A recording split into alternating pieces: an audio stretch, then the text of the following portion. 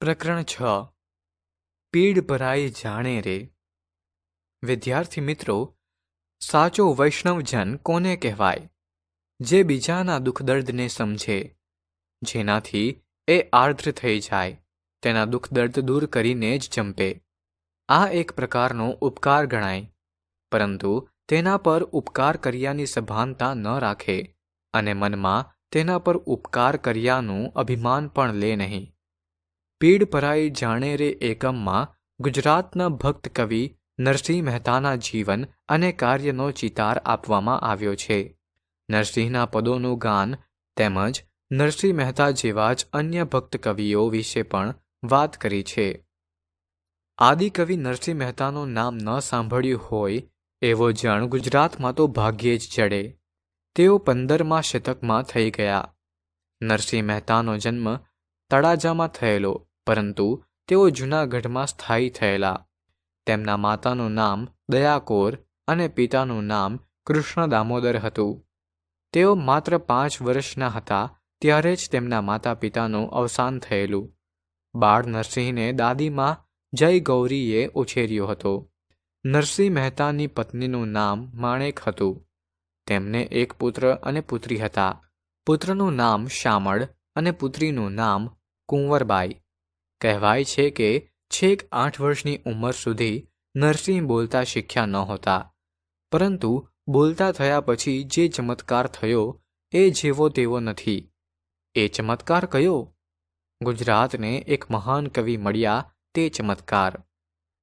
એકવાર નરસિંહને ભાભીએ મેણું માર્યું એટલે તેઓ વનમાં ગયા. એક શિવાલયમાં રહીને ભગવાનની ઉપાસના કરી. એ સાધનાથી જાણે ચમત્કાર થયો. પાછા ફર્યા ત્યારે નરસિંહ બદલાઈ ગયા હતા. એમની આર્થિક સ્થિતિ તો નબળી જ રહી, પરંતુ હંમેશા એ પ્રસન્ન રહેતા અને પ્રભુ ભક્તિમાં લીન રહેતા. દરરોજ સવારે પ્રભાતિયા ગાતા ગાતા જૂનાગઢના દામોદર કુંડમાં નાહવા જતા હતા. જાગને જાદવા કૃષ્ણ ગોવાળિયા, તુજ વિના ધેનમાં કોણ જાશે. જેવું કોઈને કોઈ પ્રભાતિયું ગાતા ગાતા એ જતા હશે, ત્યારે કેવું સરસ દ્રશ્ય રચાતું હશે. નરસિંહ મહેતાને સૌ પ્રેમથી નરસૈયો કહે છે. એ નામ એમણે પોતે પોતાના પદોમાં વાપર્યું છે.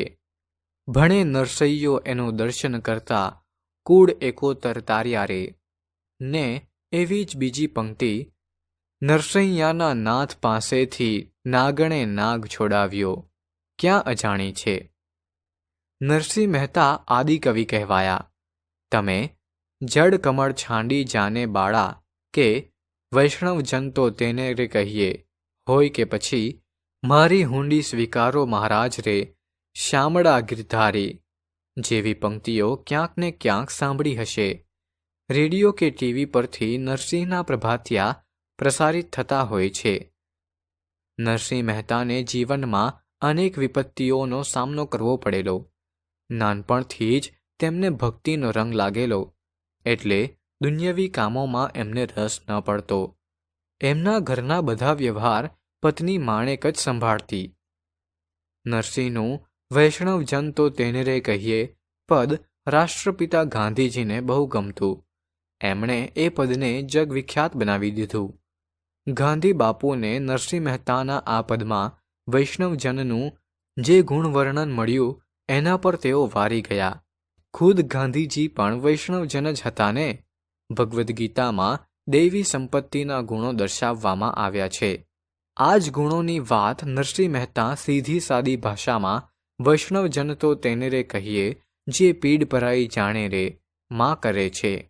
સાચો ભારતીય કોણ એ સમજવું હોય તો પણ આ પદમાં વૈષ્ણવજનના જે ગુણો આપ્યા છે એ વાંચવા સમજવા પડે. નરસિંહ મહેતાની રચનાઓની વિશેષતાઓ ઘણી છે. એ સરસ રીતે ગાઈ પણ શકાય છે અને એમાંથી કંઈ ને કંઈ સમજવા પણ મળે છે.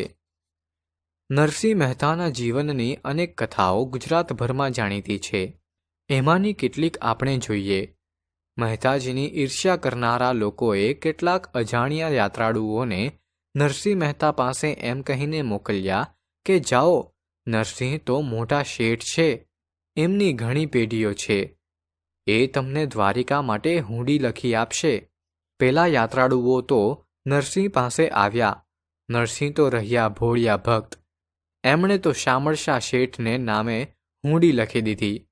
આ શામળશા શેઠ તે બીજા કોઈ નહીં, સ્વયં શામળિયા ભગવાન. શામળશા બનીને ભગવાન આવેલા એ કથા ખૂબ જ જાણીતી છે. એવી જ રીતે નરસિંહ મહેતાની દીકરી કુંવરબાઈનું મામેરું સ્વયં ભગવાને ભર્યું હતું. એ લોકકથા પણ જાણીતી છે. નરસિંહ મહેતાની કીર્તિ અપાર હતી. એ જોઈને ઈર્ષ્યાથી બળતા જૂનાગઢના દિવાન સારંગ મહેતાએ તેમના વિરુદ્ધ રાજા રામાંડલિકના કાન ભંભેર્યા હતા. રાજાએ ખોટા આરોપસર નરસિંહ મહેતાને કેદમાં નંખાવ્યા હતા. પરંતુ મહેતાજી જરાય વિચલિત ન થયા. કેદમાં પણ તેઓ પ્રભુ ભક્તિ કરતા રહ્યા. આખરે રાજાની આંખ ખુલી. તેમને સત્ય સમજાયું અને નરસિંહ મહેતાની માફી માંગીને એમને મુક્ત કર્યા હતા. નરસિંહ મહેતા સાચા ભક્ત હતા એનું દ્રષ્ટાંત પણ જાણીતું છે.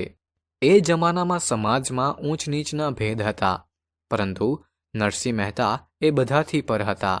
કોઈ પણ માણસ આવીને એમને ભજન માટે આમંત્રણ આપે તો તેઓ પ્રેમથી એને ઘરે ભજન કરવા જતા. આથી કેટલાક લોકો તેમના પર રોષ ઠાલવતા અને તેમને અપમાનિત કરવાની એક પણ તક જતી ન કરતા. પરંતુ નરસિંહ તો દરેક મનુષ્યમાં ભગવાન જોનારા હતા. એ તો કહેતા, એવા રે અમે એવા રે, વળી તમે કહો છો તેવા રે. ભક્તિ કરતા જો ભ્રષ્ટ કહેશો તો કરશું દામોદરની સેવા રે. નરસિંહ મહેતાના પદો સરળ છે એટલા જ ગહન પણ છે. તેમણે ઝૂલણા છંદમાં અનેક રચનાઓ કરી હતી. વસંતના પદ, કૃષ્ણલીલા, ભક્તિબોધ, હાર, હુંડી, મોસાળું, વિવાહ અને શ્રાદ્ધ જેવા પદોમાં તેમણે પોતાના જીવનના પ્રસંગો નિરૂપ્યા છે. સુદામા ચરિત પણ એમની જાણીતી રચના છે. આપણા સૌના આ લાડકા કવિ નરસિંહ મહેતા ગુજરાતનું અણમોલ રત્ન છે. તમે જૂનાગઢ જાઓ તો દામોદર કુંડ અને નરસિંહ મહેતાનો ચોરો જોવાનું ભૂલતા નહીં. નરસિંહ મહેતા આદિકવિ તરીકે પ્રખ્યાત છે. ગુજરાતના અવિસ્મરણીય કવિ છે. ગુજરાતના મહાન કવિ નરસિંહ મહેતાનું જીવન કવન આપણને જીવનમાં આવનારી મુશ્કેલીઓ, ભક્તિ, ધૈર્ય અને માનવતાની પરિભાષા શીખવી જાય છે. ભક્તિ અને સંતોષ, સત્યના પથ પર રહેવું, સમાનતા અને માનવતાવાદ, વિપરીત પરિસ્થિતિઓમાં પણ ધૈર્ય રાખવું. નરસિંહ મહેતા 8 વર્ષની ઉંમર સુધી બોલતા શીખ્યા નહોતા, પરંતુ પછી તેમણે ભક્તિ અને કાવ્ય કલા દ્વારા ગુજરાતને મહાન કવિ આપ્યા.